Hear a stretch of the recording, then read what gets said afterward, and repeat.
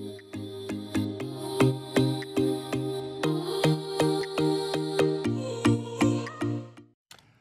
and welcome to your shipper update. I'm Mike Vincent. He is Anthony Smith, our lead economist. These are charts with nice little numbers and lines on them. So can you decipher this for us, my friend? Definitely happy to. So Excellent. we're looking at this chart here. We have, of course, our sonar chart behind us. And in this blue line, we have our personal consumption expenditures for durable goods.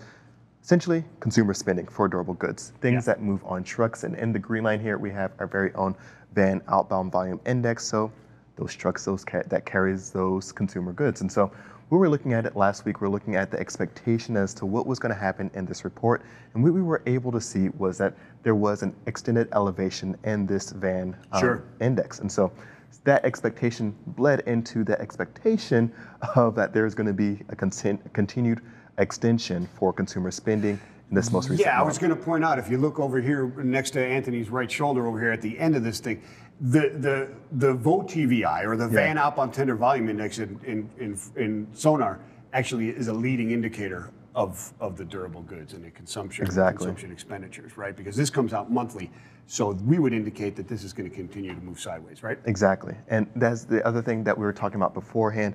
When we're looking at new orders, those backlogs building up, when we're looking at those indices for those consumers and on manufacturing as well, there's an expectation that that's going to continue to extend even if we see a fall off in consumer spending or a fall off in manufacturing, just because there's such a backlog to work through right now.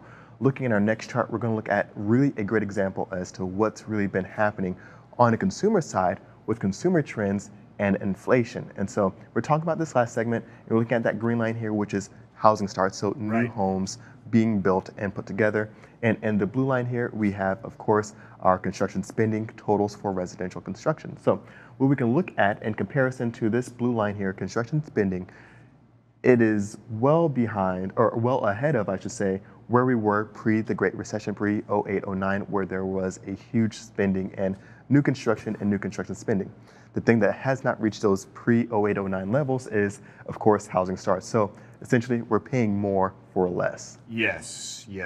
Looking at the two different, that gap is widening here, and that is really it's cost of or demand for the inventory, right? But it's also the cost of the goods, right? We had the lumber costs that went through the roof. Exactly. I see what you did there, through the roof.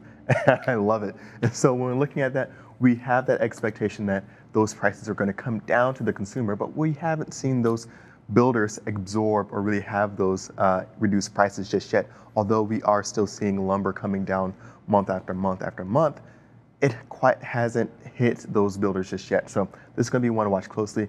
An area that did pop up and show some activity was going to be coming from the remodeling segment. So we are seeing some activity there that helped boost some of the activity going on within construction and lumber.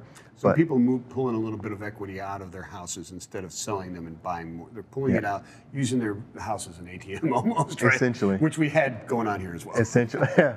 A little alarm starting to ring. But what we're seeing here now is, of course, we need more inventory, and that's going to be the big part now. Yeah. We're seeing consumers that are in a good position to buy a home. They have that savings rate that just dipped under 10%, but consumers still in a very good position. There are plenty of jobs out there. Wages are doing well. Even though we're seeing more consumers come off of, or now everyone's off of, those extended unemployment benefits. We are seeing those other benefits for children and things like that still in play.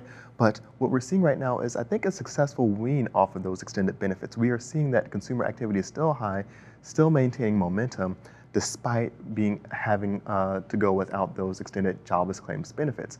So, well, I would imagine salaries are going up, right? Salaries are increasing, and there's all these initiatives and incentives to pull in consumers to work. You're looking at sign-on bonuses, looking at relocation packages, all these things, reduce regulation, things like that within certain companies. Also, work from home. You don't have to move in order to work, right? That's a big part of it. So all these incentives really starting to play out. In our next chart here, Mike, I got to talk about it, the ISM PMI. And so typically when we talk about the ISM PMI, we're always looking at the overall index, the manufacturing segment of it. This is still manufacturing, but that overall index when we're looking at, of course, production, new orders, prices, things like that. I want to look at manufacturing customer inventory index. And so, what is the customer inventory index? So these are those manufacturers a little bit further on down the line, these are their inventory levels. Their inventory levels are way too low. So anything below 50, of course, contraction, anything above 50, expansion.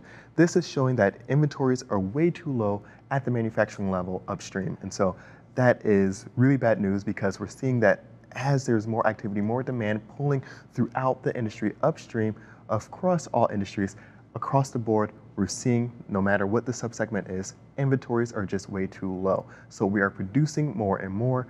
Those backlogs really being held up because inventories are too low. Okay, tell me real quick, what is the bump being up to 31.7? Are they expanding now? No, still low, just less low. Just less low. So they're still contracting, but not as quick. Not as rapid pace. And correct. not as rapid a pace. Very good. Thank you so much, Anthony. And we'll check up with you again later. I can't wait for Thursday, Christmas, every week. Every week. I'm looking forward to it. Peace. See ya.